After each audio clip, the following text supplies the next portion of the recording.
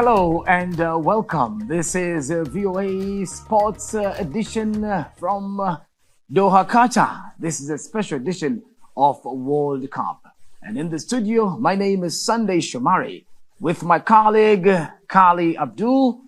And also we are joined by sports journalist and content creator Huzaifar Hamza from Egypt.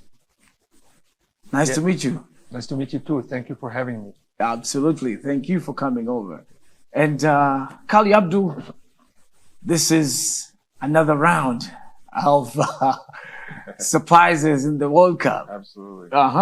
Now, before we proceed, we're going to look into the African teams. So far, we have seen Tunisia winning, but unfortunately getting out of this tournament. That is an unfortunate situation for them. But also Senegal, the first African team to qualify this time around to the round of 16 after winning their second and third games consequently. That was a good thing for Senegal. Without Sadio Mane, they were able to do it. But anyway, I'll come to you, Kahli Abdu. What do you think so far with the African teams? What have they done? And what is the situation that you have seen around? Yeah, I mean, Senegal obviously has qualified. They started a little slow against Netherlands, but then they went on to bag 6 points, beating Qatar and beating Ecuador as well. And they've done well so far, and we'll see what Morocco does and Cameroon and Ghana. Yeah. But yeah, so far so good. Okay, so far so good. Let me ask you, Zaifa, what are your best moments so far in this tournament? This tournament is full of surprises and big moments for me. That's my first World Cup to cover and to attend. So the first moment that really surprised me and made me over the sky, I was just flying. It was the game between Saudi Arabia and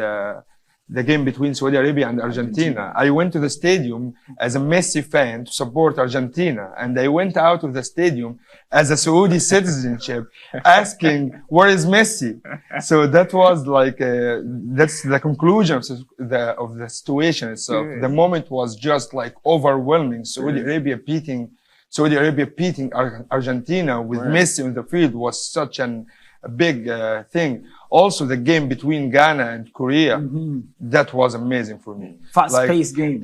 I did my best to attend that game. For me, as an Egyptian, I love Ghana since the World Cup the World Cup in South Africa, because when they reached the quarterfinal and they couldn't make it to the semifinals, so I just went there supporting them. And when Kudus scored the third goal, I was just praying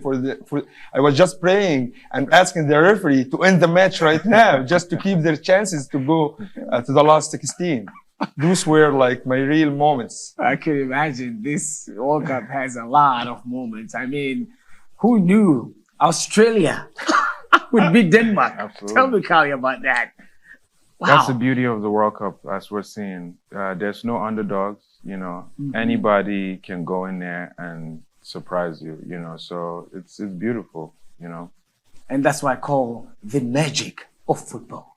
That's the magic. And, for me, I have that bitterness, for Tunisia, even the miracle was not enough for them to qualify, beating France. That's something huge.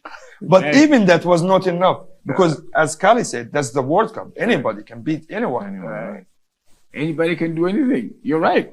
And Huzaifar, tell me, what are the chances you think right now for Morocco, Ghana, and Cameroon?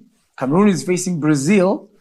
It still looks to me like the same situation as Tunisia versus France. Most of the stars were rested. Yeah. So at least it was, a different situation here. Brazil has already qualified just like France and Tunisia. That's where I see it. I don't know how you see it, as well as Ghana and Morocco. Look, let's start with Morocco. Morocco has the most chances to go through. Right. Playing Canada has, the Canadian team they don't have that experience of the World Cup. World Cup is about hit and run. You get the 3 points and go away. You don't go and play like that kind of football dominating the game. Okay, if you can do that and still getting the 3 points, that's amazing. Okay, but that needs a team like France and Brazil and Canadian team against the Moroccan team. I think Morocco at least can get 1 point and go to the last 16. Ghana has a big match, you know, against Uruguay. Right. Luis Suarez is there. You know, Andre Ayew, the last man standing from the Ghana, he's also there. That's a match that everybody should watch. And I believe Ghana will win and they will go through. For Cameroon now.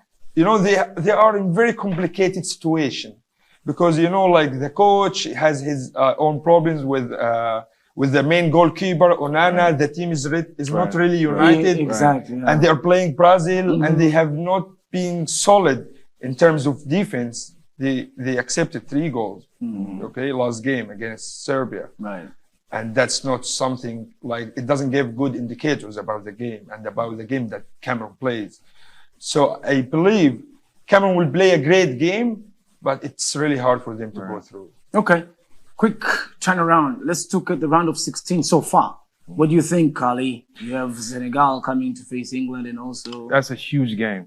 You know, when we talk to the Senegalese supporters, they're really, really looking forward to that game. Right. English fans, they think, oh, you know, it's Senegal, but they need to watch out here. You know, just like we're saying, the theme of the World Cup, there's no underdog. So I think that it's gonna be a hell of a game. Senegal are no pushovers, you know. Oh yeah, they're not. Yeah, for sure. Okay.